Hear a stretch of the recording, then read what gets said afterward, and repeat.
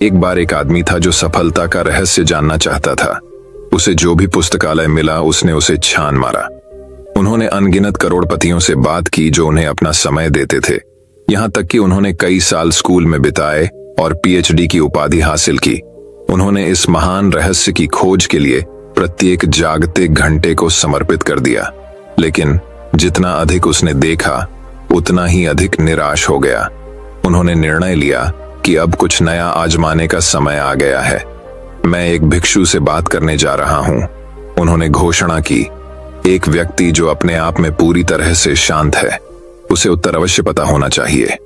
अब किंवदंती यह है कि एक भिक्षु था जो निर्वाण प्राप्त कर चुका था और एक विदेशी भूमि के ऊंचे पहाड़ों में रहता था। वह दुनिया और उसमें व्याप्त परेशानियों से छिपाकर अपने तक ही सीमित रहा। सफलता का रहस्य खोजने के लिए उस व्यक्ति ने अपना बैग पैक किया, एक हवाई जहाज का टिकट खरीदा और पहाड़ों के रहस्यमय भिक्षु को खोजने के लिए दुनिया भर में आधी उड़ान भरी। 2 दिन की लगातार यात्रा के बाद वह आदमी आखिरकार देर रात पहुंचा और पास के शहर में एक छात्रावास किराए पर लिया। वह सूर्योदय से पहले उठा और पहाड़ की चोटी पर अपनी यात्रा शुरू की। घंटों आते जाते रहे और वह आदमी चढ़ता रहा। दोपहर बीत गई। 1 बजे, 2 बजे, वह अभी भी शीर्ष पर नहीं पहुंचे थे। अंत में 1 घंटे की धूप शेष होने पर वह आदमी एक अंतिम चट्टान पर चढ़ गया और पहाड़ की चोटी पर समतल जमीन पर पहला मजबूत कदम रखा। चोटी पर एक छोटी सी झोंपड़ी के अलावा वीरानगी थी जो अधिक से अधिक एक व्यक्ति और उसकी पत्नी को आश्रय दे सकती थी। जीवन का संकेत देखकर आभारी होकर वह आदमी झोपड़ी में चला गया। सामने कोई दरवाजा नहीं था, बस पीछे की ओर जाने के लिए एक रास्ता था जो एक चट्टान के ऊपर लटकते हुए लकड़ी के 3 छोटे तख्तों द्वारा निर्दिष्ट था, जो जमीन पर हजारों फीट की ऊंचाई तक गिरा हुआ प्रतीत होता था। सावधानी से उस आदमी ने अपना पहला कदम बाहर तख्त पर उठाया, झोपड़ी की साइडिंग पकड़ ली और कोने के चारों ओर अपना सिर रख दिया, जैसी कि उसे बहुत आशा थी। वहां एक लबादा पहने बूढ़ा आदमी फर्श पर पालथी मारे बैठा था और पूरी तरह से ध्यान में डूबा हुआ था। झोपड़ी हवा में खुली थी, लकड़ी का फर्श था, जैसा कि आप किसी घर के पिछले डेक पर देखते हैं।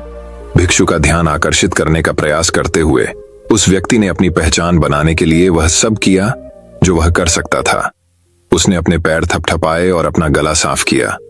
उसने गहरी सांस ली और अपनी उंगलियां चटकाईं। लेकिन साधु टस से मस नहीं हुआ। वहां वह अपनी आंखें बंद करके किसी अन्य प्राणी की उपस्थिति से अप्रभावित चुपचाप बैठा रहा। कई क्षणों तक बेसब्री से इंतजार करने के बाद उस व्यक्ति ने फैसला किया कि वह अपने शब्दों का उपयोग बर्फ तोड़ने के लिए करेगा। सर, मैंने निर्वाण प्राप्त करने में आपकी सफलता के बारे में बहुत अच्छी बातें सुनी हैं। मैं आशा कर रहा था कि आप मेरे एक प्रश्न का उत्तर दे सकेंगे। क्या आपको लगता है कि आप ऐसा कर सकते हैं? साधु ने कोई उत्तर नहीं दिया तो उस आदमी ने एक बार फिर अपना मुंह खोला। मैं सफलता का रहस्य जानना चाहता हूं। भिक्षु ने तुरंत अपना सिर घुमाया और जमीन से उठते हुए उस व्यक्ति की आंखों में सीधे देखा। अंत में सीधे खड़े होकर साधु ने अपना शरीर पूरी तरह से उस आदमी की ओर कर दिया और 2 जोरदार कदम आगे बढ़ाए, जब तक कि वह उस आदमी के चेहरे के कुछ इंच के भीतर न आ गया। उसकी आंखों में क्रोध और झिझक का मिश्रण था।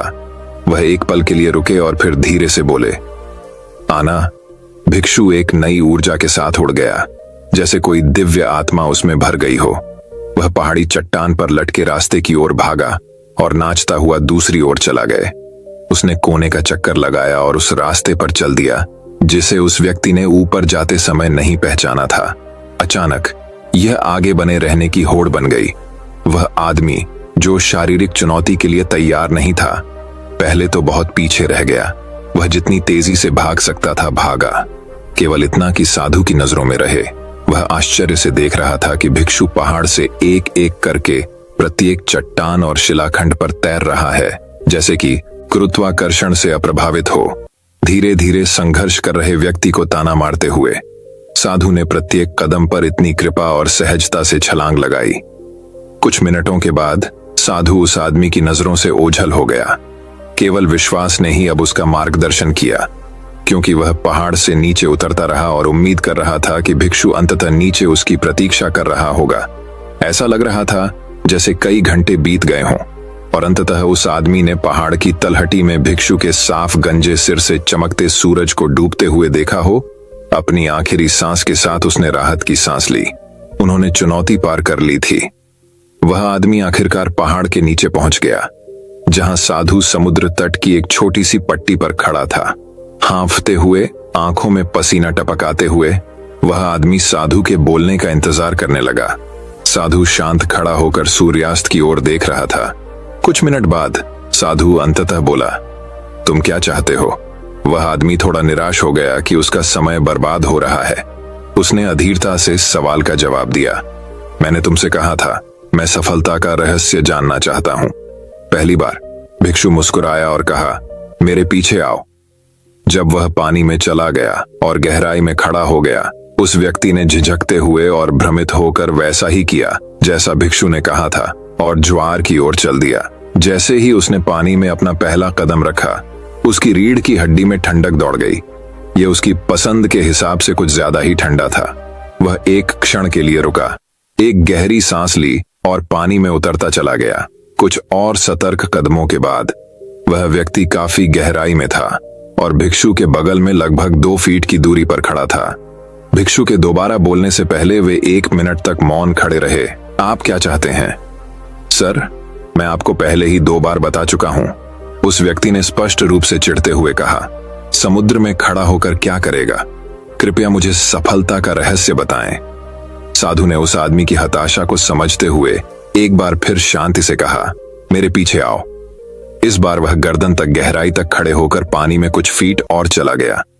इस बात पर वह आदमी क्रोधित हो गया। उन्होंने आधी दुनिया की उड़ान भरने में अपना समय और पैसा बर्बाद करने के अपने फैसले पर सवाल उठाया था। वह मुड़कर घर जाने ही वाला था कि भिक्षु पानी में क्षितिज की ओर मुंह करके चुपचाप खड़ा हो गया। अपनी इच्छा के विरुद्ध उसने कुछ और कदम उठाए और समुद्र तल पर अपने पंजों के बल चलते हुए और अपनी डांडी को ऊपर उठाकर भिक्षु के पास पहुंचा, ताकि उसका मुंह पानी के ऊपर रहे। कहीं से भी उस आदमी को महसूस हुआ कि दोनों कंधों पर एक मजबूत पकड़ उसे नीचे खींच रही है। इससे पहले कि वह प्रतिक्रिया कर पाता, वह पानी के अंदर था। कुछ सेकंड के बाद यह स्पष्ट हो गया कि यह पकड़ ढह नहीं होने वाली थी। अब यह उसके जीवन की लड़ाई थी। भिक्षु इतना छोटा, नाजुक दिखने वाला था, फिर भी उसकी शक्ति असाधारण थी। वह आदमी बहुत लड़ता रहा, लेकिन साधु की पकड़ से बाहर नहीं निकल सका। पहाड़ से नीचे लंबी दौड़ के कारण अभी भी उसकी सांस फूल रही थी। उसे महसूस हो रहा था कि उसकी सहन शक्ति तेजी से खत्म हो रही है। वह जानता था कि कुछ ही सेकंड की बात है जब वह बेहोश हो जाएगा और डूब जाएगा। वह आदमी हार मानने वाला था। वह काफी देर तक बेबसी से छटपटाता रहा था और जानता था कि अब उसके जाने का समय आ गया है। वह कुछ सेकंड के लिए निश्चल बैठा रहा। फिर एक ऐसी इच्छा शक्ति जो लगभग अलौकिक महसूस हुई, उसकी आत्मा में भर गई।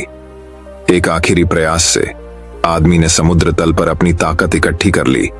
उसने अपने पैर मोड़कर पानी की सतह की ओर छलांग लगा दी। उसने अपनी भुजाएं घुमाई और अपनी पूरी ताकत से चिल्लाया और साधु की राक्षसी पकड़ से छूट गया।